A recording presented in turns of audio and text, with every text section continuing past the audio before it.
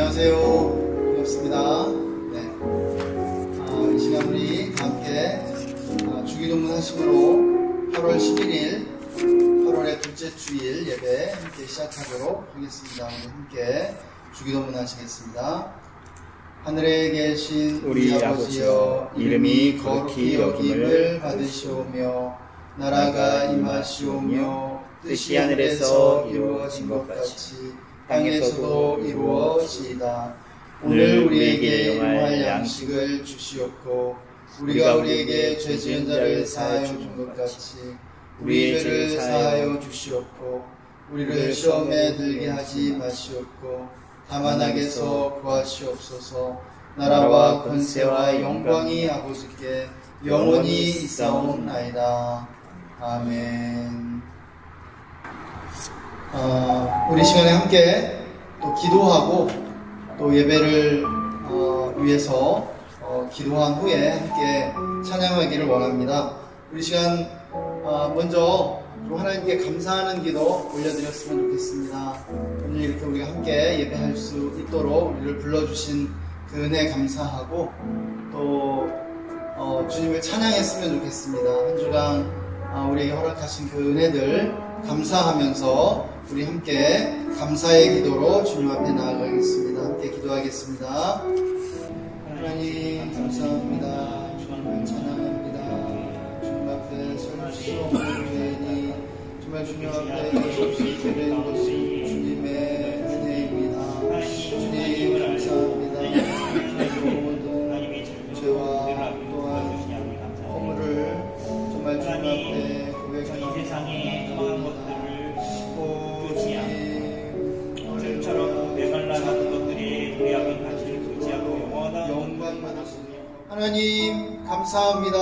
주님 앞에 나아갈 수 없는 우리들이 예수님의 은혜로 주님 앞에 나아올 수 있도록 큰 은혜와 사랑을 베풀어 주심을 감사합니다. 한 주간 베풀어 주신 크신 은혜 감사하며 주님 앞에 나아갑니다. 이 시간 주의 보혈을 의지합니다. 우리는 아버지 죄와 허물로 쌓여있는 아버지 죄인들입니다. 이 시간 우리의 모든 죄와 허물을 주님의 보혈로 덮으시고 깨끗이 씻어 주시옵소서. 우리가 거룩함으로 주님 앞에 나아가기를 원합니다. 주님의 은혜로만 주 앞에 나아갈 수 있음을 고백합니다. 이 시간 성령님 충만하게 임재하여 주옵소서. 성령님을 이 시간 인정합니다. 환영합니다. 모셔드립니다. 의지합니다. 성령님 운행하여 주시고 역사하여 주셔서 우리가 하나님의 거룩한 보좌 앞에 나아가게 하여 주시옵소서. 이 시간 나사렛 예수의 이름으로 우리 예배를 방해하는 모든 악한 영들을 꾸짖노라. 떠나갈지어다. 잠잠할지어다. 오직 하나님만 영광을 받아 주옵소서. 예수님이 우리 가운데 보좌를 정하시고 좌정하셔서 홀로 통치하여 주시옵소서. 우리는 비록 적은 수이지만 우리가 드리는 예배를 주님 홀로 받아주시고 모든 영광 받아 주옵소서. 우리가 온몸으로 또한 마음과 정성을 다하여 예배하기를 원합니다. 감사하며 주 예수님의 이름으로 기도했습니다. 아멘. 할렐루야. 우리 다 함께 기쁨으로 주님을 찬양하시겠습니다.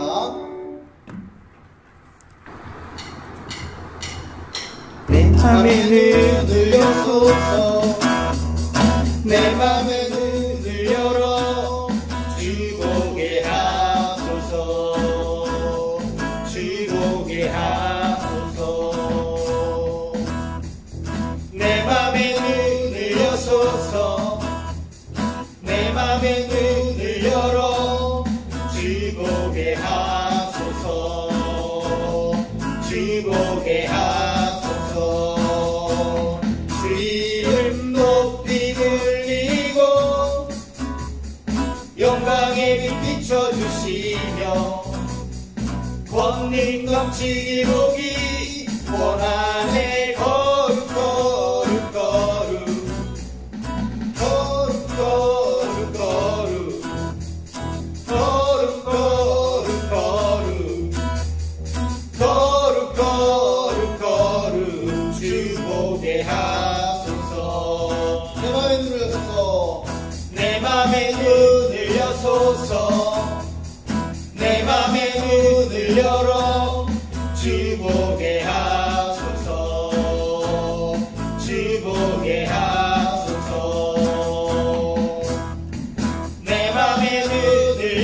하소서.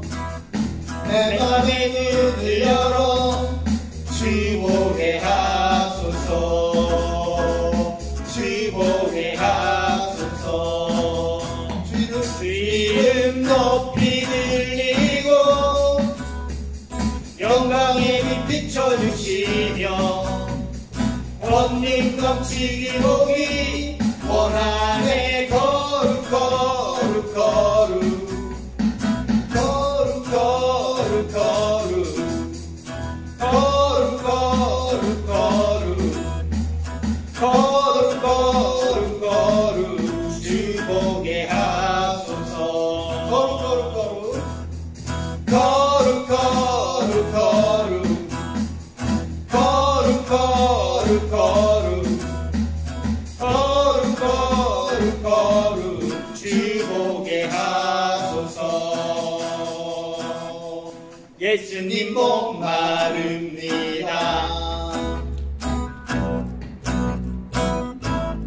오시어 기름 부소서.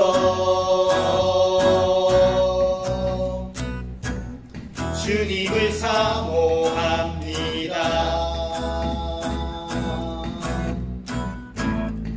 오셔서 채워주소서. 성령의 불로 성령의 불로 임하소서. 임하소서.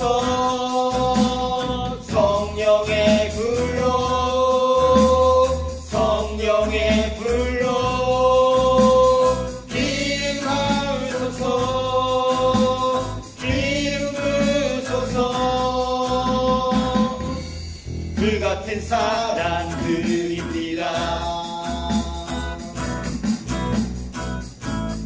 나의 간구를 들으소서. 이 세상 어느 것보다 주님을 의지합니다. 성령의 불로 성령의 불로 임하소서. 임하소서. 성령의 불로 성령의 불로 임하소서. 임하소서. 성령의 불로 성령의 불로 기름 부으소서. 기름 부으소서. 성령의 불로 성령의 불로 임하소서. 임하소서. 성령의 불로 성령의 불로 기름 부으소서. 기름 부으소서.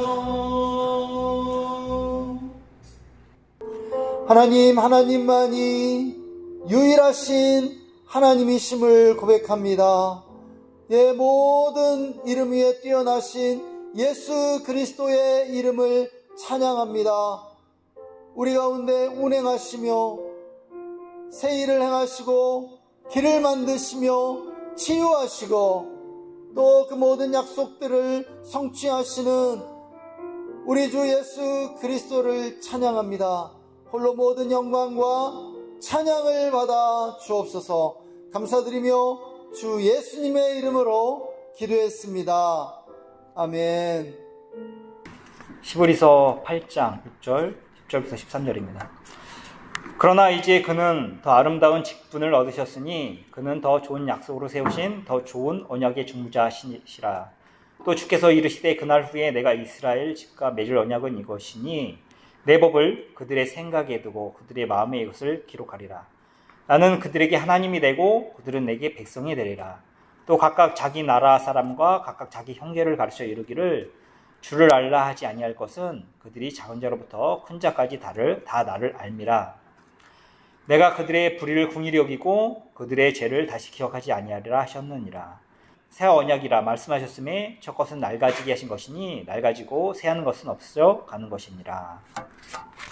기도하겠습니다.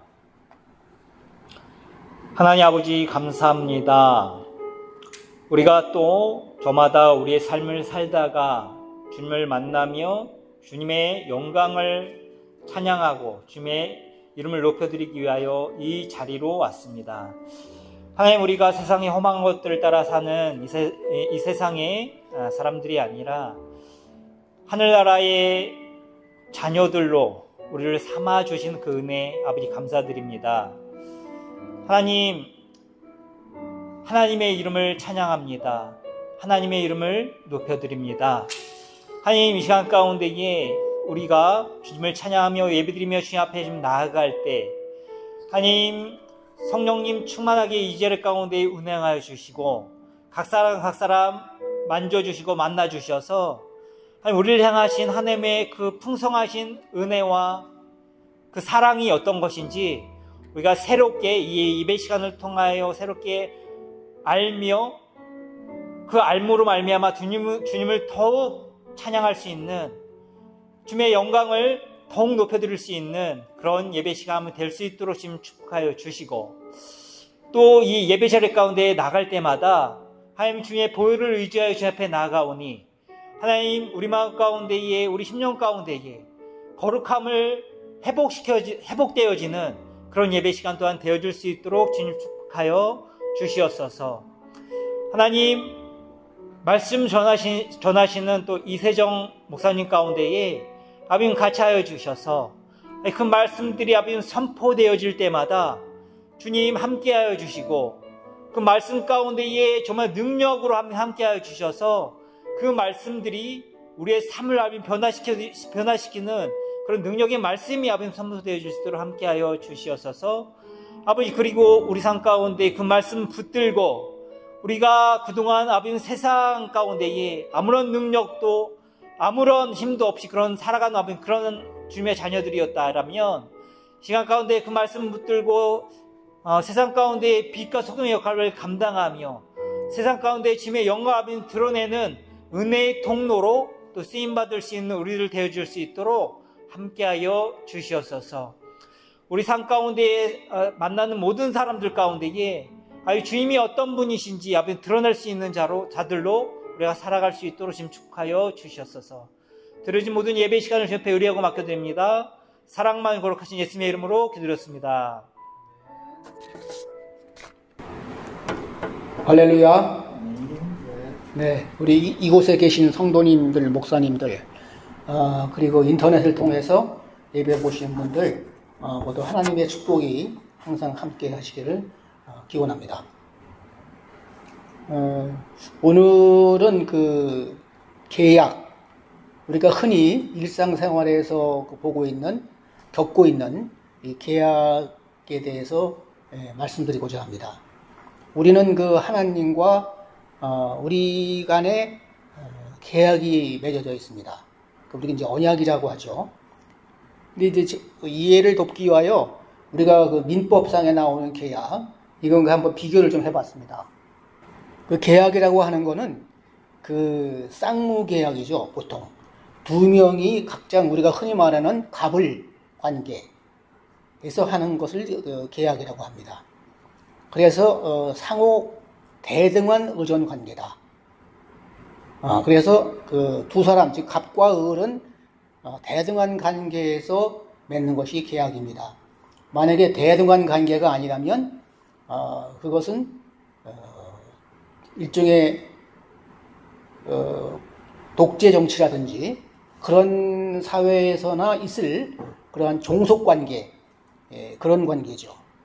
그러나 우리가 흔히 민주주의에서 말하는 계약이라고 하는 것은 대등한 관계다. 그리고 계약을 맺고 안 맺고는 자유입니다. 그래서 계약 자유의 원칙은 우리 민주주의의 기본 원칙이다. 이렇게 생각하고 여기고 있는 것입니다. 그 다음에 이제 계약을 맺을 때에는 당사자 간의 자유로운 합의가 있어야 됩니다. 즉 A라고 하는 사람이 청약을 하면은 B라고 하는 사람이 승낙을 해야 되죠. 그래서 청약과 승낙이 있어야 계약이 성립되는 것입니다. 만약에 이쪽에서 계약을 하자고 오퍼를 제안을 했을 때 상대방이 승낙을 안 했으면 계약이 성립되는 것이 아니죠. 우리가 흔히 말하는 일제시대에 고문할 때 또는 이제 독재시대의 그 경찰들이 이렇게 죄인도 아닌 사람 불러다가 강제로 고문을 하고 도장 찍어 해가지고 강제로 맺는 도장, 그것은 자유로운 합의가 있는 것이 아니죠. 또 땅을 또 강제적으로 또 팔게 했죠. 그 성경에도 보면은 그 왕이 그 땅을 좋아하는 땅을 강제로 뺏는 그런 사례가 나오곤 합니다. 그래서 이 자유로운 합의가 가장 계약에 있어서 기본 원칙이다. 또한 계약의 특성은 동시이행 항변권이라는 것이 있습니다.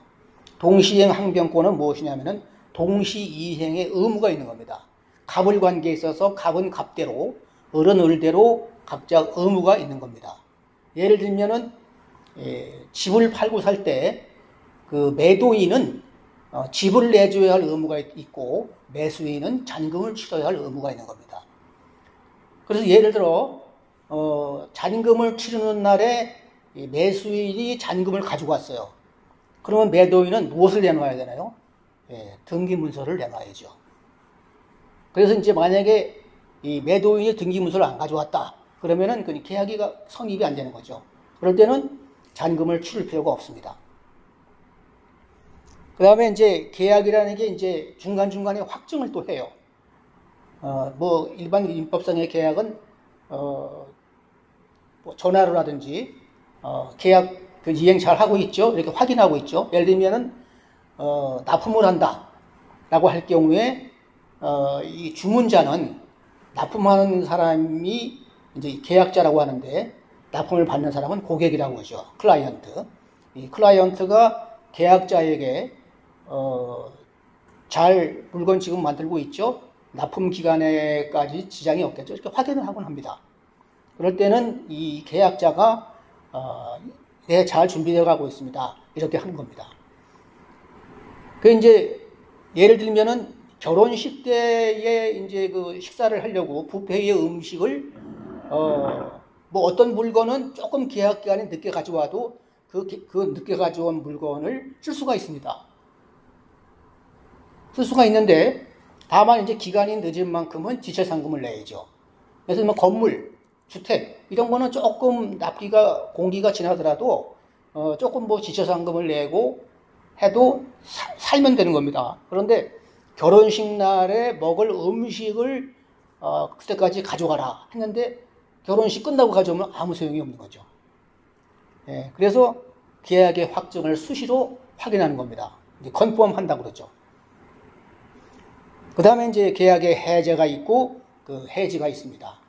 해제는 계약을 하다가 어느 쪽에서 상대방이 예를 들면 그 중도금을 예를 들어서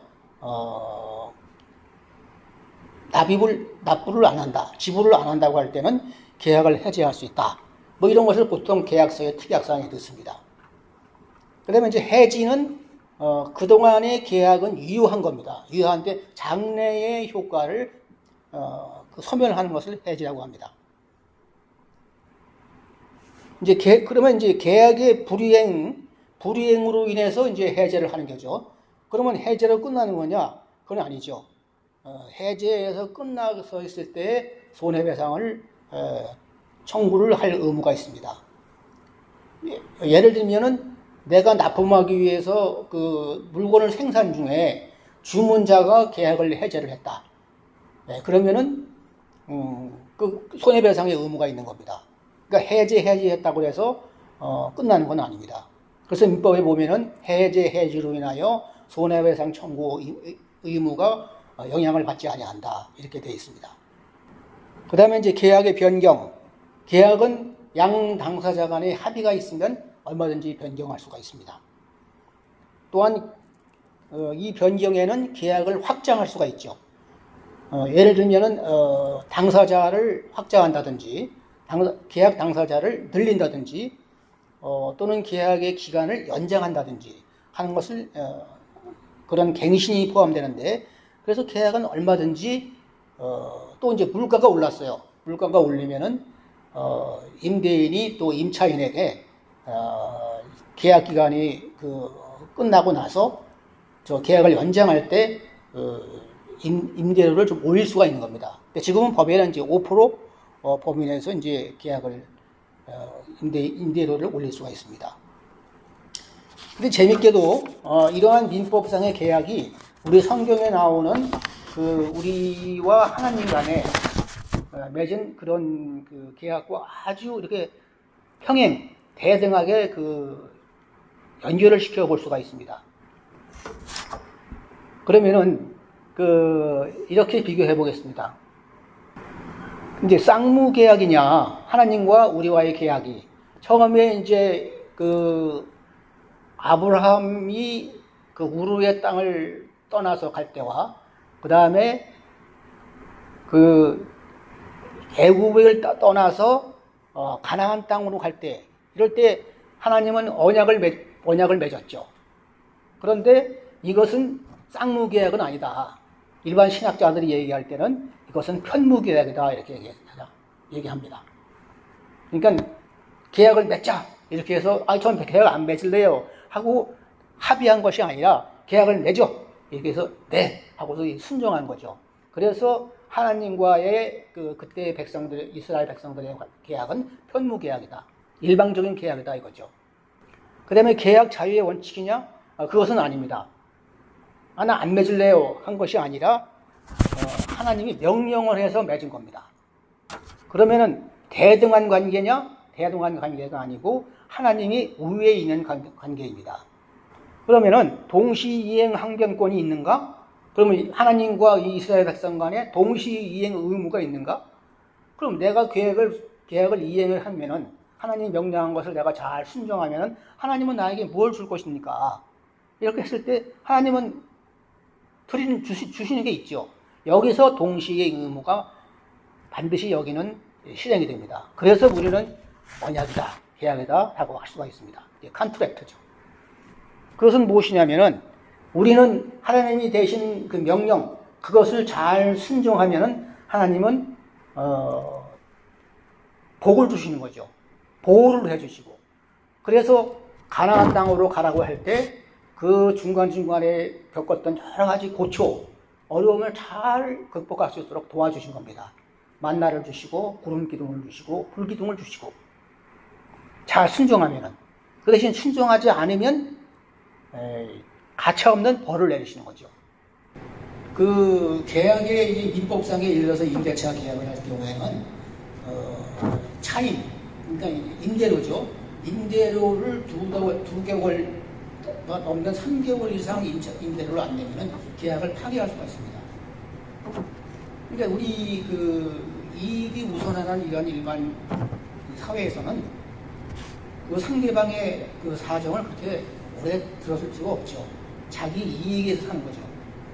그런데 역사를 통해서 보면은, 구약을 쭉 통해서 보면은 이스라엘 사람들이 하나님의 명령을 수차례 수도 없이 많이 어겼습니다. 위반을 했습니다. 순종을 해야 되는데,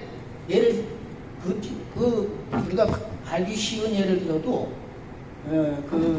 시내산에 올라가서 모세가 하나님의 명령, 10계명과 다른 이런 명령들을 받아서 돌판에 새겨서 40일 동안 그걸 기록하고 내려오는 동안에 그거를 못 참고 금송아지로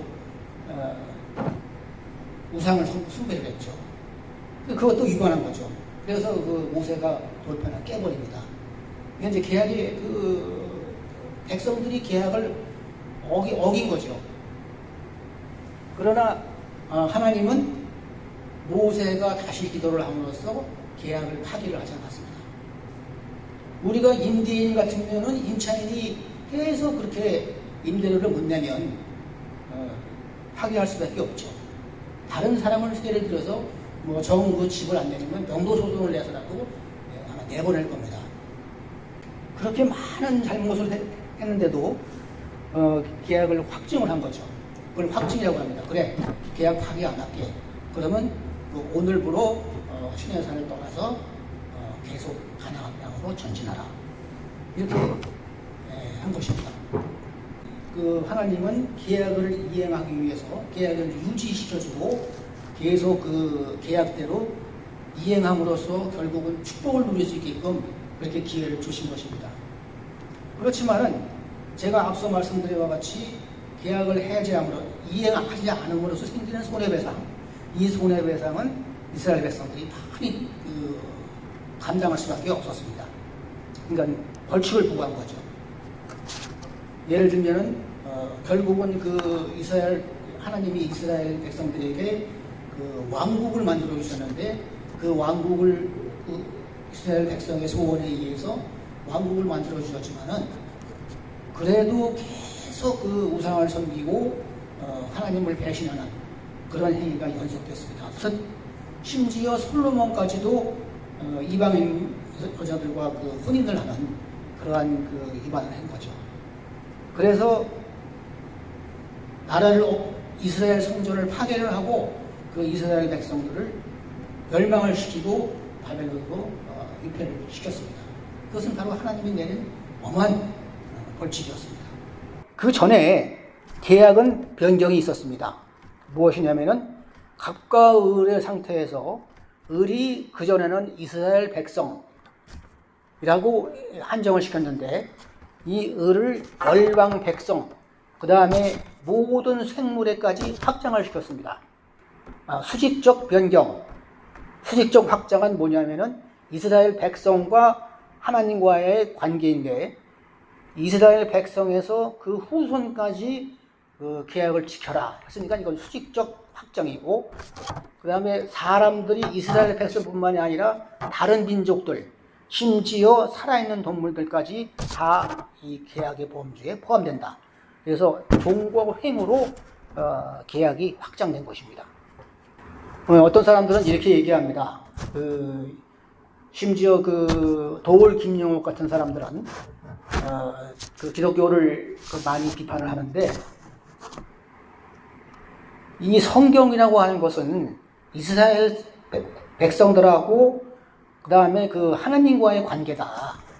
그 관계에 있는 일종의 그 계약서 또 스토리인데, 역사인데 왜 우리 이스라엘 백성 아닌 사람들이 이 성경을 보면서 왜 신앙으로 삼느냐, 그렇게 주장을 합니다.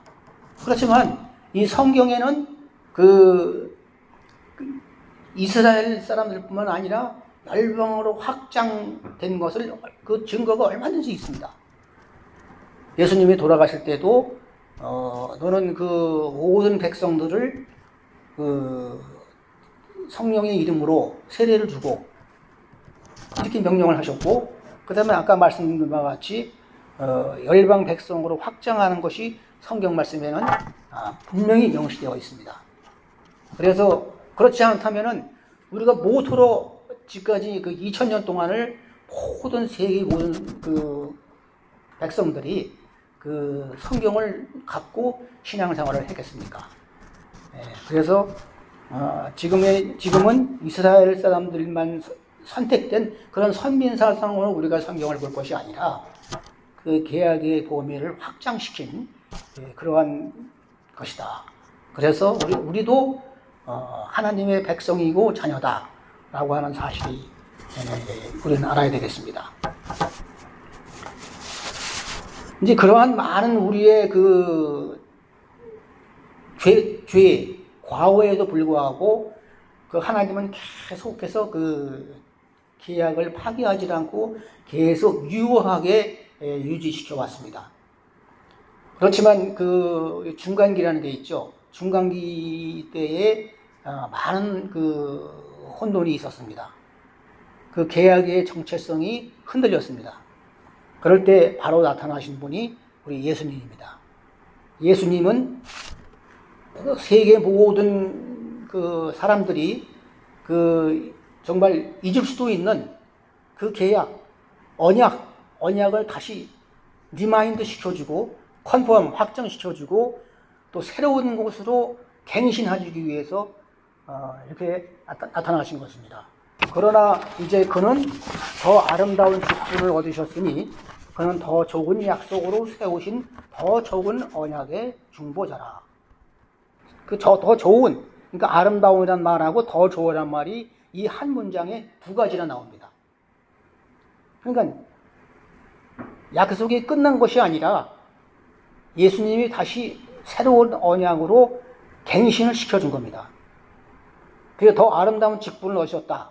그러니까 예수님은 바로 그 하나님과 백성들 간에 그동안에 정말 약해져간, 정말 이제 언약은 없어진 건가? 라고 하는 의문이 생길 때 예수님이 나타나셔서 그것을 연결하는, 하나님과 이 백성들 간을 연결해주는 가교의 역할, 그래서 미디에이터, 영어로 이렇게 얘기합니다. 그러나 그러한 미디에이터보다는 더 아름다운 직분, 그러니까 대제사장으로서 나타나신 겁니다.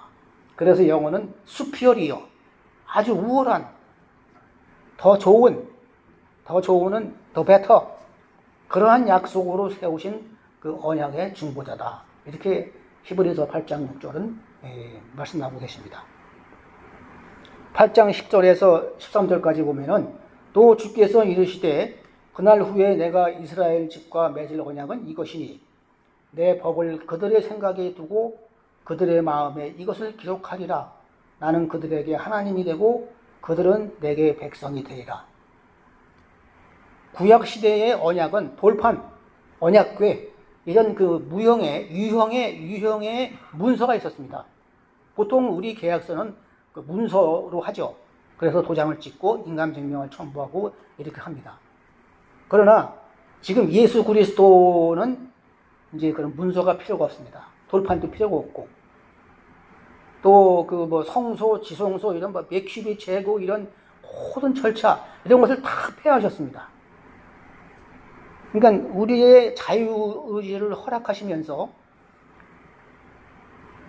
우리의 그 언약을 바로 우리의 마음에 새겼다고 하였습니다. 그러니까 내가 마음에서 받아들이고 마음에서 믿음을 가지면 그 언약의 참여자가 되는 것입니다. 그 언약의 갑을 관계에서 의뢰 관계를 계속 유지하게 되는 것이죠. 그 의뢰 관계를 유지하기 위해서 너 문서 한번 가져와봐. 그래서 계약서는 우리가 이제 금고에다 보관하잖아요. 근데 계약서를 우리가 제시할 필요가 없습니다. 왜? 우리 마음에 있기 때문에. 우리 마음에서 믿음으로 예수님을 의지하면 바로 우리가 그 계약의 언약의 참여자가 되는 것입니다. 예수님은 우리를 그 가불의 평등한 관계가 아니라 이 을의 입장을 너무 배려해 주시는 그러한 분이셨습니다. 임차로 임대료 몇 번 안 낸다고 해서 야단치고 또 내보내려고 하고 명도소송하는 그런 예수님이 아니고, 내가 그들의 불의를 긍휼히 여기고 그들의 죄를 다시 기억하지 아니하리라. 새 언약이라 말씀하셨음에 첫 것은 낡아지게 하신 것이니 낡아지고 쇠하는 것은 없어져 가는 것이니라. 이제 우리는 과거에 하나님과 이스라엘 백성들 간에 맺은 언약을 기억할 필요가 없습니다. 다만 교훈으로는 삼을 필요가 있죠. 그러나 예수님이 오심으로써 옛 것을 폐하시고 새 것으로 언약을 대체하고 갱신하신 것입니다. 새로운 개정된 그 주택임대차보호법을 보면은 2년간 이제 계약을 하게 되어 있죠. 과거에는 1년인데 2년간 하게 되어 있습니다. 2년간 하는데 만약에 임차인이 원할 경우에는 2년을 더 갱신할 수가 있습니다. 이제 4년까지 갈 수가 있는 거죠. 근데 그럴 경우에는 임차인이, 내가 빌린 사람이 그 6개월에서 2개월 새에 반드시 통지를 해야 됩니다. 여기 더 있겠다. 그렇게 해야 됩니다. 그래서 아예 그냥 4년 동안을 거주를 해야 되니까 아예 그냥 처음에 임대해 줄 때 임대인이 임대료를 많이 올린다는 부작용이 있었습니다. 그 문재인 정부 시대에 그 금융통화위원장인가요? 그 사람은 그 진보 세력들이 말하는 그 가난한 사람이라고 자처하는 사람이 강남에 자기 집이 있는데 그 집을 갖다가 아예 내주면서 그냥 임대료를 엄청 올렸다는 그런 말이 많이 났죠. 그러나 예수님은 그러한 우리가 생각하는 것과는 차원이 다른 겁니다. 우리를 긍휼히 여겨주신 것입니다. 그 다음에 우리가 임대료를 못 냈다든지 우리가 살고 있는 집을 조금이라도 손길을 할지라도 늘 불쌍하게 생각하시고 받아들여 주시는 거죠.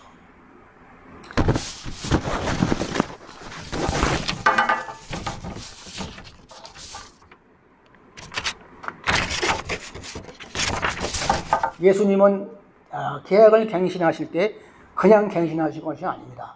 나는 갑의 입장이지만 나는 반드시 언약을 지키리라 하는 것을 말로 하신 것이 아니라 피로써 언약을 맺으신 것입니다. 마태복음 26장 28절에는 이것은 죄의 사함을 얻게 하려고 많은 사람을 위하여 흘리는 나의 피, 곧 언약의 피입니다. 그 일본의 보통 그 사무라이들 보면은 이 피로써 이 약속을 하잖아요. 충성을 맺고.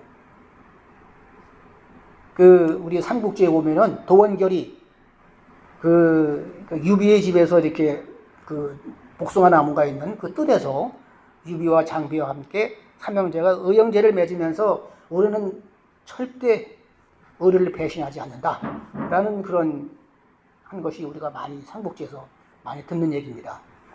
아마 이때가 180년인데 서기 그 180년이니까 우리 예수님이 이때 이 언약의 피를 말씀하신 때가 돌아가실 때니까 그 AD 30년.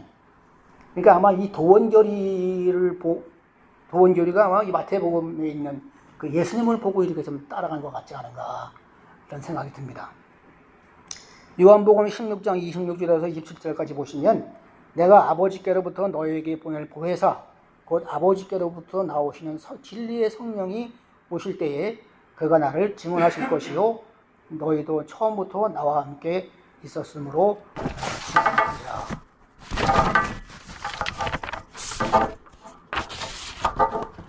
이사야서 54장 10절을 보시면은 산들이 떠나며 언덕들은 옮겨질지라도 그러니까 산들이 떠나고 그 무거운 산이 언덕들은 옮겨질지라도 나의 자비는 네게서 떠나지 아니하시며 나의 화평의 언약은 흔들리지 아니하리라. 너를 긍휼히 여기시는 여호와께서 말씀하셨느니라. 그러니까 여기 있는 산이 저쪽으로 가고 그럴 리가 없겠죠. 여기 있는 언덕이 저리로 갈지라도 내 화평의 언약은 흔들리지 아니하리라. 오직 변하지 않는 것은 하나님의 언약입니다. 다른 것은 다 변합니다. 부부도 살다가 또 이렇게 또 헤어지기도 하고 또 큰 믿던 사람도 배신합니다. 사기도 치고. 그렇지만 이 세상에서 오직 변하지 않는 하나님을 의지한다면 우리는 정말 큰 그 의지처가 뿐만 아니라 우리가 살아가는 든든한 백이 되지 않는가 그렇게 생각합니다. 결론을 말씀드리겠습니다. 계약이 파기되는 위기에서 예수 그리스도로 인하여 갱신되었습니다. 계약의 궁극적인 목적은 예수님의 각자의 의무를 향하는 예수님대로 우리대로 똑같은 의무와 권리를 누리고 이행하는 것뿐만이 아니라 이런 그런 가불간의 관계라기보다는 예수님과의 동행입니다. 이제는 예수님이 우리 가불관계 떠나서 우리 다 같이 한 몸이 되자. 더 나아가 예수님과 밀월관계를 유지할 때 우리에게는 더 큰 행복은 없을 것입니다. 예수님이 보내주신 보혜사 성령을 항상 가슴에 품는 일입니다. 그 성령이 넘치도록 기도하는 삶이 되어야 하는 것이죠. 지금은 우리 교회가 그 위기에 처해 있습니다. 특히 30대, 40대 중년 청년 세대들이 빠져나간다고 합니다. 그들에게 우리가 넘쳐나는 이 성령의 뜨거운 가슴을 그들에게 나누어 줘야 합니다. 기도하시겠습니다. 사랑이 많으신 하나님, 이루 헤아릴 수 없는 인간의 죄악에도 불구하고 하나님이 최초 인류와 맺은 그 언약을 유지해주고 더 갱신해 주셔서 감사합니다. 더욱이 예수 그리스도를 통하여 하나님의 사역에 동참할수록 기회를 주시니 감사합니다. 늘 예수 그리스도를 우리의 보혜사, 우리의 의지처로 생각하고 예수님이 정말 바로 알고 예수님의 사랑을 실천할 수 있는 우리가 되게 하여 주시옵소서. 예수님의 이름으로 기도합니다. 이제는 수없이 많은 죄악에도 불구하고 우리 인간들과 맺으신 언약을 파괴하지 않으신 예수 그리스도의 은혜와 수없이 많은 그런 우리 죄악을 용서하기 위하여 보내주신 하나님의 사랑과 또 예수 그리스도를 통해 오직 믿음으로써 그 언약을 더욱 공고히 해주시는 성령님의 감동 감화하심이 우리가 오늘 다시 새 언약을 새기고 그 언약을 실천할 수 있는 우리 성도들을 머리 위에 지금로부터 항상 함께 하실지어다. 아멘.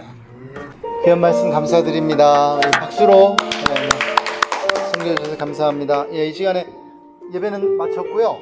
우리 4층에 내려가셔서 제가 간식을 좀 사왔는데 좀 나누는 시간 갖고 교제 나누고 그리고 집으로 돌아가도록 하겠습니다. 네.